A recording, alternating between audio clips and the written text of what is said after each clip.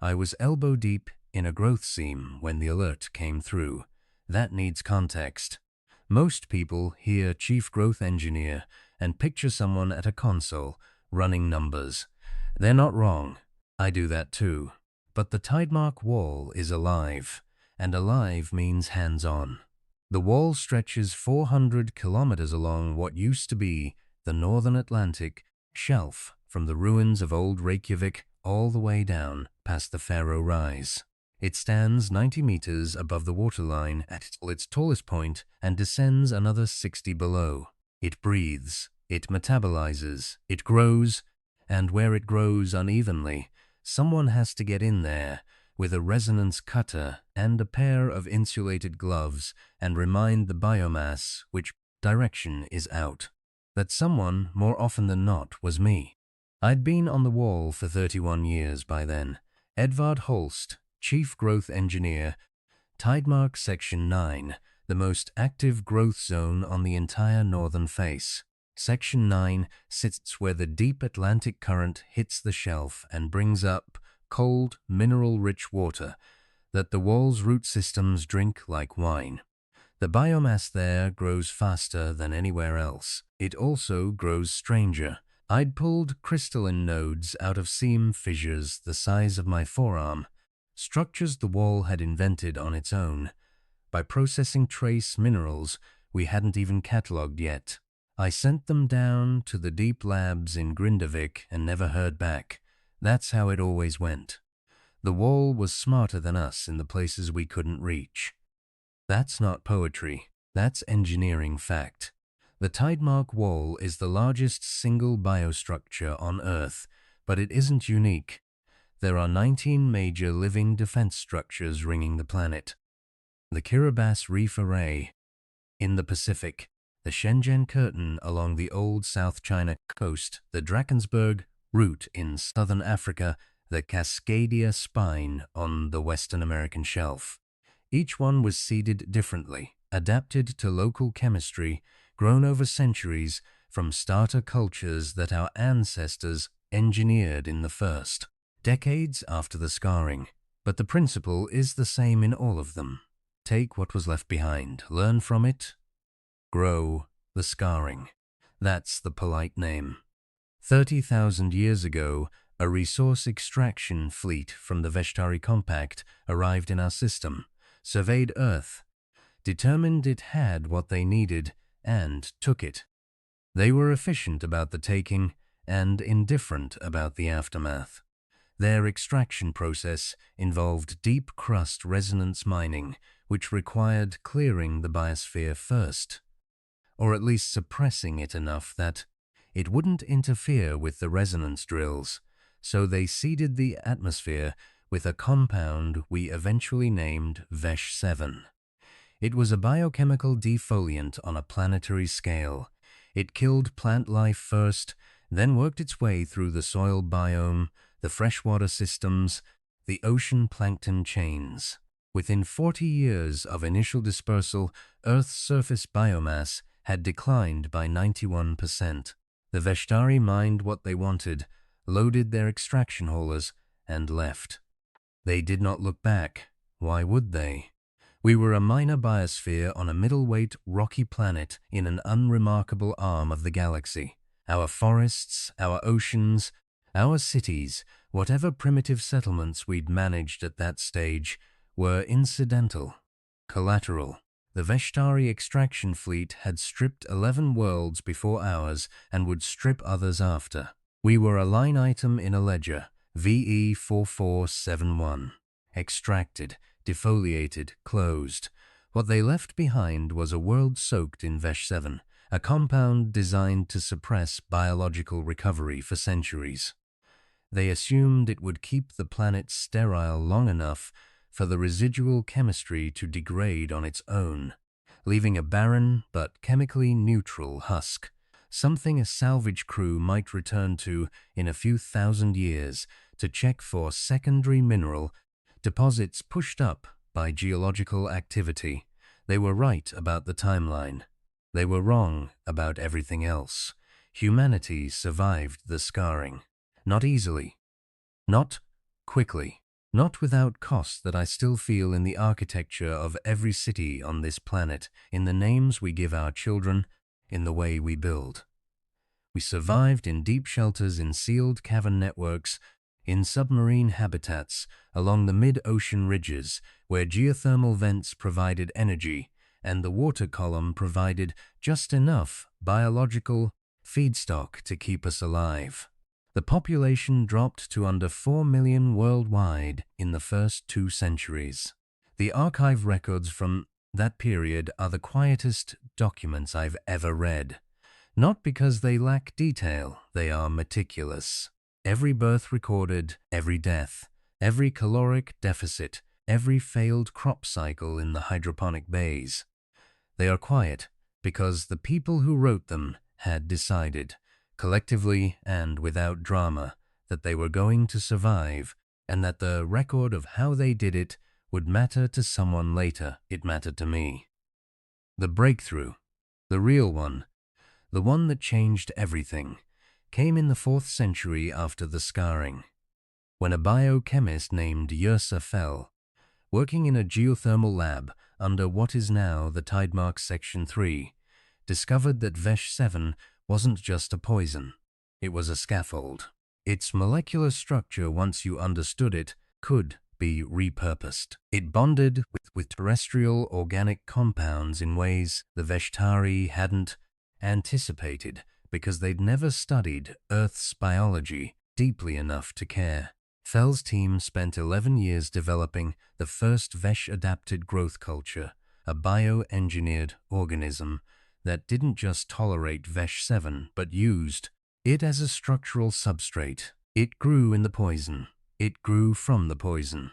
It incorporated the alien chemistry into its own cellular architecture and became something that had never existed before. A hybrid biomass with the resilience of Veshtari industrial compounds and the adaptability of terrestrial life. They seeded the first culture on a dead stretch of Icelandic coastline. It took root in soil that hadn't supported life in 300 years. Within a decade, it had spread 4 kilometers. That was the beginning of the Tidemark. I'm telling you this because you need to understand what the Veshtari salvage fleet flew into when they dropped out of transit on a Tuesday morning in the middle of my shift. They didn't fly into a military ambush. They didn't fly into a trap. They flew into 30,000 years of patient, deliberate, uninterrupted growth. And they flew into it because they'd looked at their own records and decided that a planet they'd poisoned 300 centuries ago was probably ready to be picked over again. The alert came through my cochlear relay at 06:14 local time. I was in growth seam 97, a fissure in the wall's outer face about 40 meters above the waterline, trimming back an overgrowth node that was starting to calcify against the sensor array embedded in the biomass. My hands were covered in warm sap.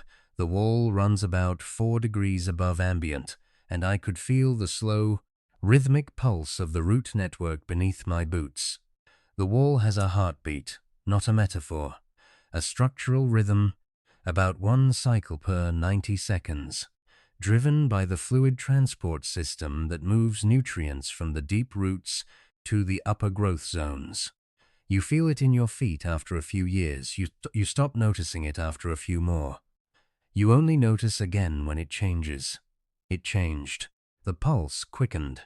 Not dramatically, from 90 seconds to about 82. The wall had detected something before the sensor network had even processed it. I pulled my hands out of the seam and looked up.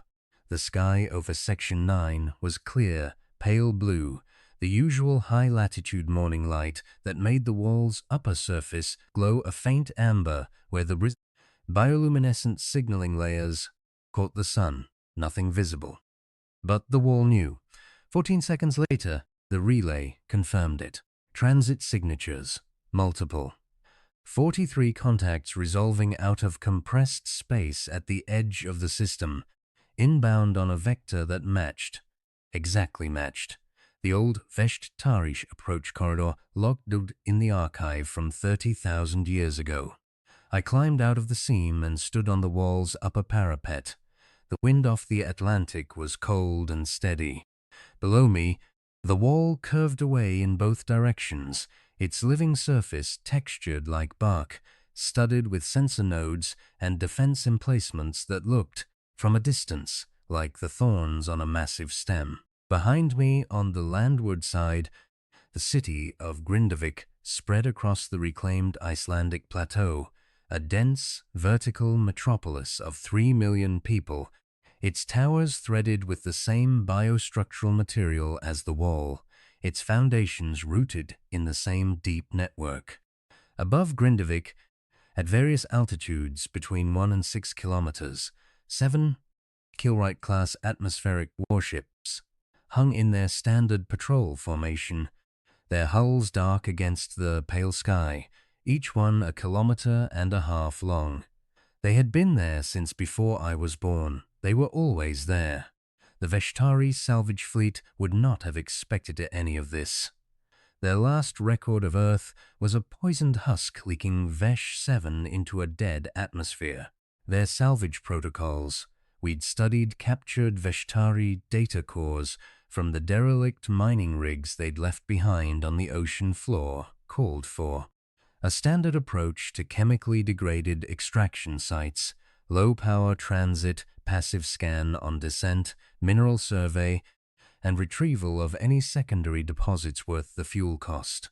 A garbage run, that's what this was to them. A garbage run to a dead world they'd killed 30,000 years ago. They entered the atmosphere 17 minutes after the transit alert. I watched the feed from my position on the wall. 43 vessels, organized in the Veshtari standard salvage formation, a loose, fuel-efficient spread with the primary survey ship at the center and the cargo haulers arrayed behind it. No military escort. No weapon signatures active. They weren't expecting a fight. They weren't expecting anything at all. The primary survey ship began its passive scan at an altitude of 60 kilometers. I know this because the wall told me. The wall's sensor network, grown, not built, woven into the biomass over thousands of years, detected the scan pulse the moment it touched the upper atmosphere. The wall's response was automatic and immediate. It reflected the scan, not jammed it, reflected it, sent it back with a carrier wave that contained, encoded in the reflection, a complete spectral profile of the wall's own biological composition. A calling card. I imagine that was the first moment the Veshtari crew realized something was wrong. They'd pinged a dead coastline, and the coastline had answered. The fleet slowed. I watched their formation compress, the cargo haulers pulling in tighter behind the survey ship, a defensive instinct. Their active scanners came online, harder pulses now, deeper penetration, sweeping the northern Atlantic shelf. The wall let them look. The wall had nothing to hide and everything to show. What the scanners would have found: 400 kilometers of living biostructure, 90 meters tall, rooted 60 meters into the ocean floor, with a biomass density that no Veshtari engineering model could account for on a planet soaked in their own defoliant. Behind the wall, a coastline covered in a thriving terrestrial ecology that had no business existing. Cities, infrastructure, energy signatures consistent with a technological civilization operating at a level the Veshtari Compact would have classified as peer grade or above, and above the cities, the warships. The fleet stopped descending at 31 kilometers. I don't blame them. At 31 kilometers, on a clear day over the northern Atlantic, the curvature of the Earth lets you see a long way. The Veshtari survey commander would have been looking at the tidemark wall stretching from horizon to horizon, the city of Grindavik rising behind it, and 7 Kilwright-class warships hanging in the middle distance like dark clouds that had decided to stay. Each keelwright carries enough directed energy capacity to sterilize a continent. They are not subtle machines. They are not meant to be. I wondered, standing on the wall with my sap-covered gloves still dangling from my belt, what it looked like from up there. I'd seen the orbital surveillance imagery of the wall. Everyone has. It's in the primary school curriculum. But I'd never seen it through the eyes of someone who expected to find nothing, who had flown across the void to collect scrap from a corpse and found the corpse standing, armored, and watching them descend. The survey ship's crew would have been checking their instruments, rechecking them, running diagnostic cycles, wondering if the Vesh 7 had done something to the sensors. It hadn't. The sensors were reading exactly what was there. The cargo haulers behind the survey ship had begun to drift. I could see it on the tracking feed, small lateral corrections. The kind of movement you get when individual pilots start making their own decisions because the formation discipline has broken down. Not panic, uncertainty. The difference matters. Panic means they'd have run. Uncertainty meant they were still trying to understand. The comms request came through at Evro 648. It was relayed through the Wall's communication array to the Atlantic Sector Defense Authority in Grindavik, which routed it to the Continental Watch in Geneva, which routed it to the Unified Terran Council's First Contact Protocol Office, which had been staffed and operational without interruption for 29,612 years. We had been waiting for this call for longer than most civilizations exist. I want to be precise about that. We were not waiting in the sense of anxious anticipation. We were not pacing. We were not afraid. We were waiting in the sense that a person who has built a house on solid ground waits for the season to turn. The house is built. The ground is solid. The season will come or it won't. Either way, you are ready. The protocol office had a staff of 40 diplomats, linguists, xenoanthropologists, defense liaisons, and every one of them had been selected, trained, and drilled for exactly this scenario. They ran exercises quarterly. They updated their Veshtari linguistic models annually against the decoded data cores. They maintained readiness the way the Wall maintains growth, as a continuous, institutional act of will that no single generation could complete, but that no generation had the right to abandon. The First Contact Protocol Office accepted the communication. I listened to it in real time through my relay. I had clearance. All Tidemark senior engineers did, because the Wall was a defense asset, and we were, technically, part of the military infrastructure, even though most of my days were spent trimming overgrowth and calibrating nutrient feeds. The Veshtari salvage commander identified himself. His name, transliterated, was something like Drathkevanis. He spoke in compact standard, which our translation systems had been fluent in, since we'd decoded the mining rig data cores 19,000 years ago. He stated his ship's registry, his compact affiliation, and his mission: resource survey and secondary mineral retrieval on a previously extracted world designated in their records as VE4471, Earth. He requested landing clearance. The protocol office responded. The voice was a woman's, Director Leon Ashworth, who had held the position for 11 years and had trained for it her entire career, as her predecessor had, and the predecessor before that, back through an unbroken chain of preparation that started when the first sealed cavern communities decided they would not merely survive, but would one day answer. Ashworth's voice was calm, not cold, not warm, calm in the way of someone who has rehearsed this conversation in her mind 1,000 times and is now, finally, simply having it. She informed the Veshtari salvage commander that VE4471 was occupied. That the native species, that's us, had survived the extraction event and the subsequent chemical contamination. That Earth was under the sovereign jurisdiction of the Unified Terran Council. That landing clearance was denied. That the Veshtari Compact's previous activities on this world were a matter of record and had not been forgotten. There was a pause. 14 seconds. I counted. Drouth Kavanis asked the protocol office to confirm that the native population of VE4471 had survived a full saturation Vesh-7, defoliation, and 30,000 years of projected chemical suppression. Ashworth confirmed it. Her voice didn't waver.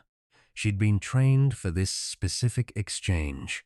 Her entire career had been a rehearsal for the moment when the species that had tried to erase us asked us to confirm that we were still here. 29,000 years of institutional preparation for one sentence. Yes, we survived. We are here. Another pause. 9 seconds. Kavanis asked how. Ashworth told him, not all of it, not the centuries of suffering, not the 4 million survivors in their sealed caverns, not Yursafel's breakthrough, or the millennia of patient growth that followed.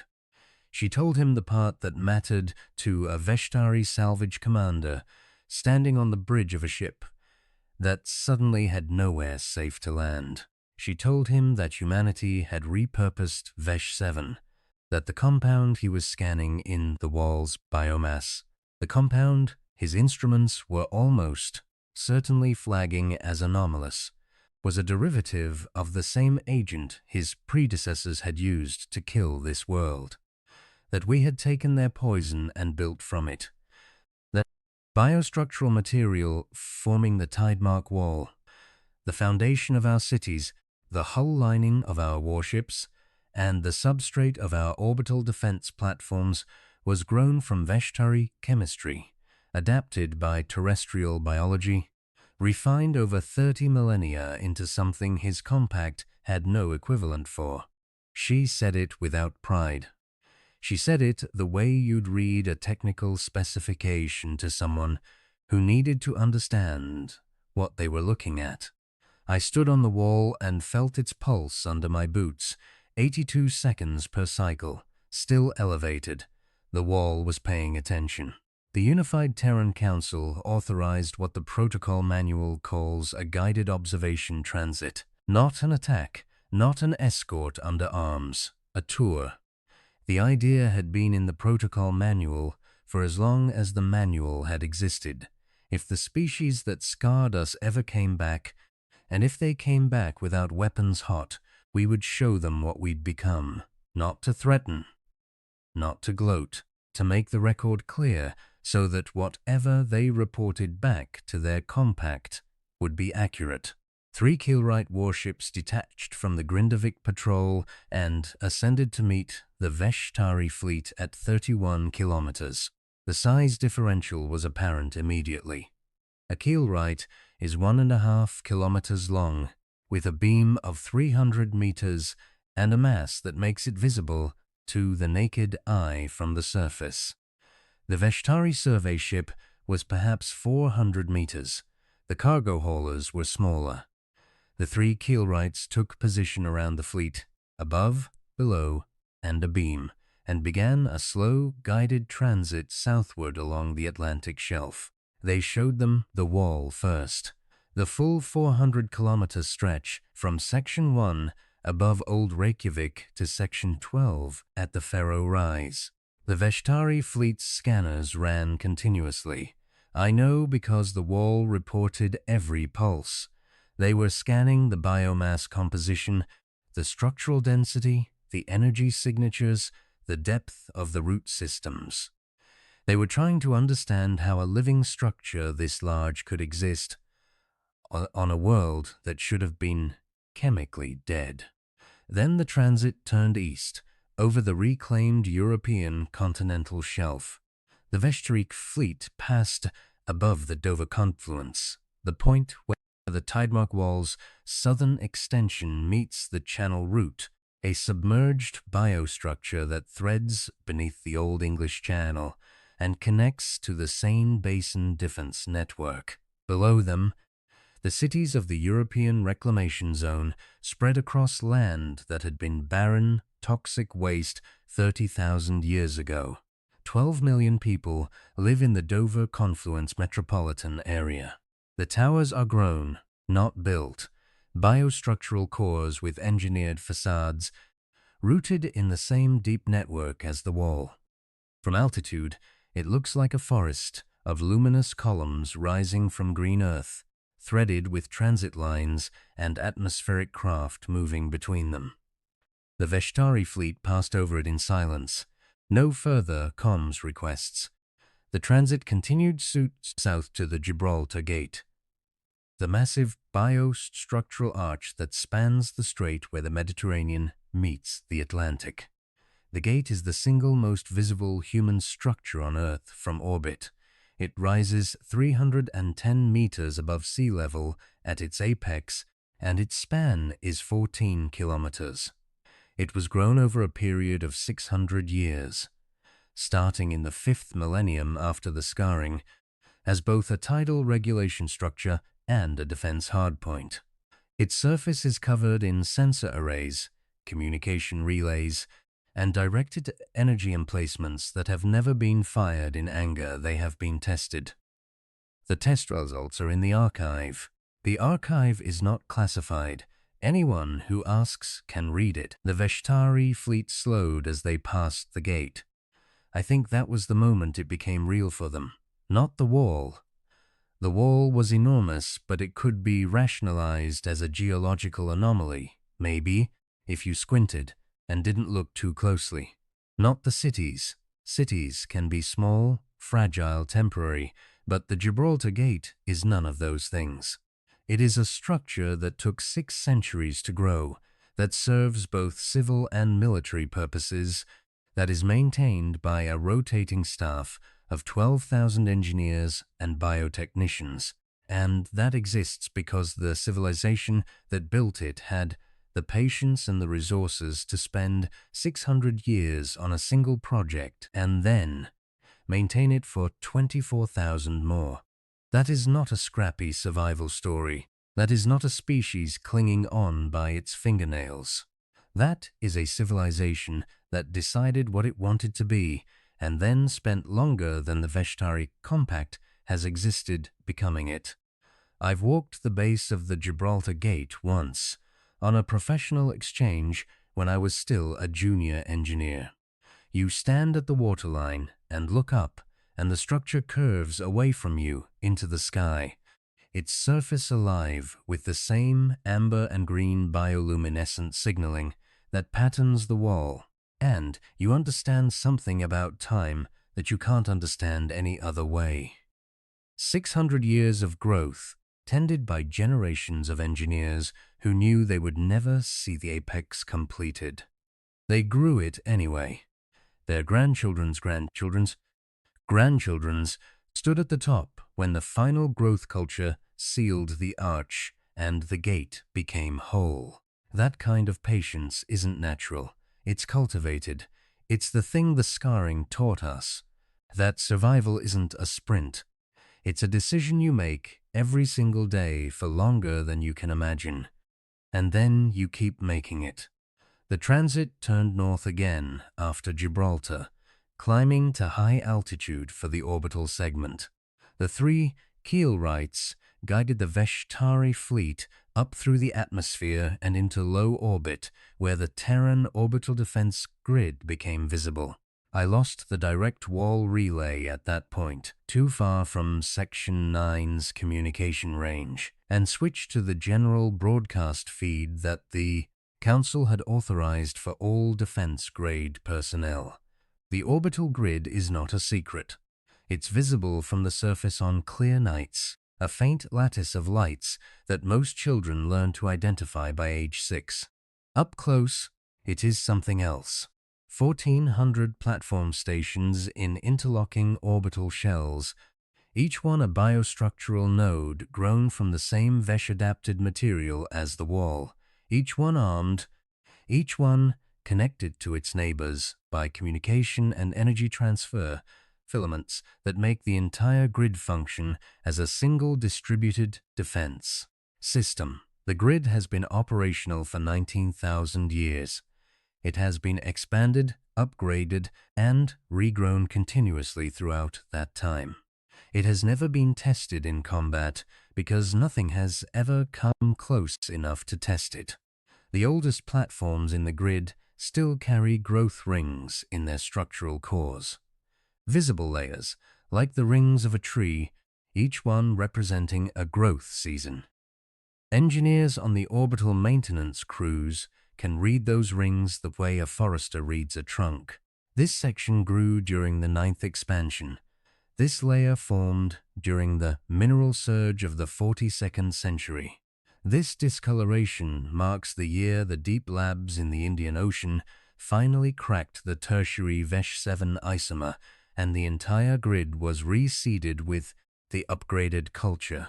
19,000 years of institutional memory, written in living tissue, orbiting the planet in silence. Until now, nothing had come at all. The Veshtari fleet transited through the grid's outer shell under keel-right escort. The platform stations tracked them passively. I could see the tracking data on the broadcast feed, each station logging the fleet's position, velocity, mass, energy output, and chemical composition in real time and feeding it to the Central Defense Network. 1,400 stations, each one aware. The fleet moved through them like a school of small fish passing through a coral reef that had quietly grown teeth. The transit lasted 4 hours and 11 minutes in total.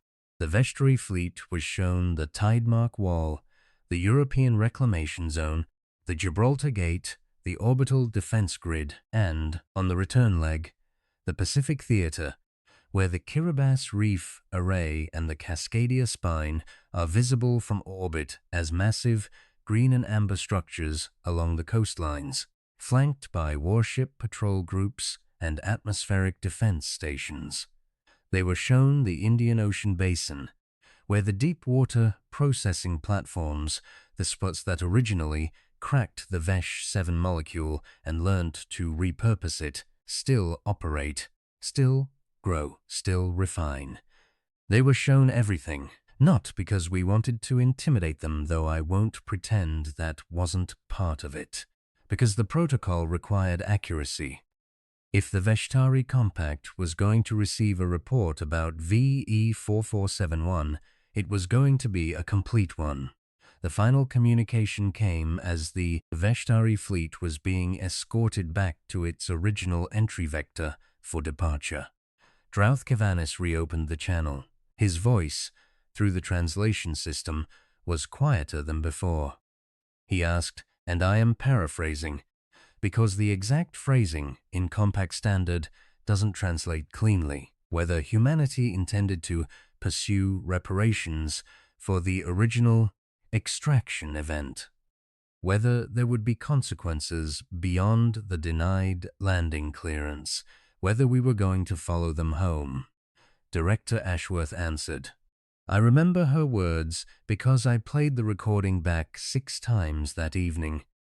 Standing on the wall's upper parapet with the Atlantic wind pulling at my jacket, and the walls pulse back down to its resting 90 seconds beneath my boots, she said that the Unified Terran Council had maintained a file on the Veshtari Compact for 29,000 years, that the file included a full chemical analysis of Vesh-7, a complete geological survey of every extraction site on Earth's surface, a census of human casualty attributed to the defoliation event and its aftermath. She did not give a number. She said the census existed and that Kevanis was welcome to request a copy through diplomatic channels and a detailed projection of what Earth's biosphere would have become without Veshtari intervention.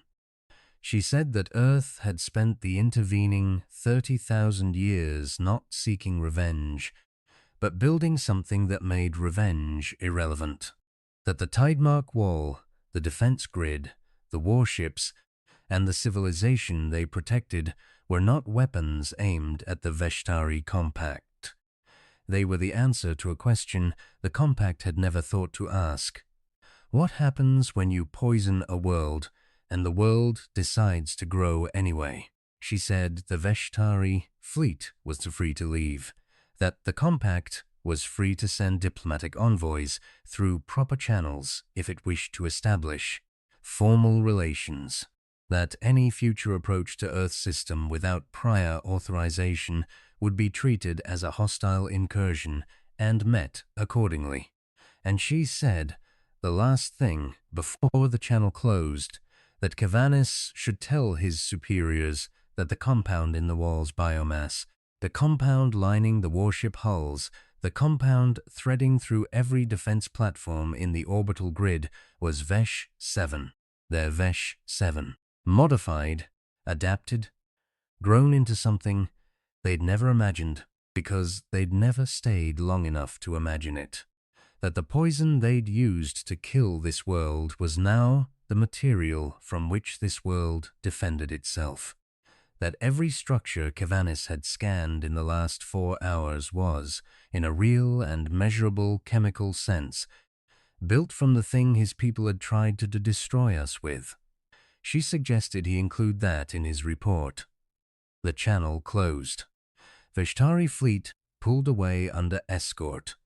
The 3 keelrats tracked them to the system's edge, watched them compress into transit, and returned to their patrol stations above Grindavik. The orbital grid logged the departure, updated the file, and resumed its standard watch. The tidemark wall's pulse settled back to 90 seconds. The overgrowth node in seam 9-7 was still calcifying against the sensor array. I went back to work. The calcification in seam 9-7 wasn't going to trim itself, and the sensor array underneath it was already showing reduced sensitivity on 2 channels. The wall doesn't care about geopolitics. It grows. It needs tending. That's the job. But I paused before I climbed back into the seam. I stood on the parapet and looked north, toward where the Veshtari fleet had entered the atmosphere 3.5 hours earlier. The sky was empty, clear pale blue, a few high cissus clouds, the faint contrail of a transit shuttle heading for the Grindavik's spaceport. The keelrights had returned to their patrol altitudes. The wall's pulse was back to 90 seconds. The world had absorbed the visit the way a deep ocean absorbs a stone, a ripple, and then stillness, and then the current resumed. That evening, after my shift, I walked the wall's upper parapet from Section 9 south to the Section 10 junction, about 12 kilometers. I do that sometimes when I need to think. The wall is different at night. The bioluminescent signaling layers glow a soft blue-green in the dark, and the root network's pulse feels stronger when the surface growth is quiet. You can put your hand flat on the parapet and feel the whole 400-kilometer structure breathing, one cycle every 90 seconds. The rhythm of something alive that has been alive for a very long time and intends to go on being alive for a very long time more. I thought about Ursafel in her geothermal lab under Section 3 29,600 years ago. I thought about what it must have been like to hold a culture dish full of Vesh 7 and see, for the first time, not a poison, but a possibility. I thought about the 11 years her team spent developing the first growth culture, and the decades after that spent seeding it along the dead Icelandic coastline, and the centuries after that spent tending it as it spread, and the millennia after that spent growing it into a wall, and then a network, and then a civilization. 30,000 years of work, not rage, not vengeance, work. That's the part I don't think Drouth Kavanis understood, and I don't think he ever will. He looked at the wall, and the cities, and the warships, and the orbital grid, and he saw a military response, a threat display. a civilization that had armed itself against the people who'd wronged it. And that's not wrong, exactly. We are armed, and if the compact comes back with hostile intent, the grid will answer to. But that isn't why we built it. We built it because the poison was already there, and we had to do something with it. We built it because the alternative was to lie down in the chemical dark and agree that the Veshtari had been right about us. That we were a minor biosphere on a middleweight planet, not worth a second thought, certainly not worth checking on. We built it because Yursafel looked at a molecule designed to end us and said, "I can use this. 30,000 years. That's how long it took. Not to recover, to grow." I stood on the wall in the dark, my hand flat on the warm biomass, and felt the pulse, 90 seconds, steady, patient. The same rhythm it had kept since the first culture took root on a dead Icelandic shore and began, slowly and without any guarantee of success, to turn poison into a foundation. The Veshtari left their mark on this world. They just didn't leave the mark they intended. We did the rest.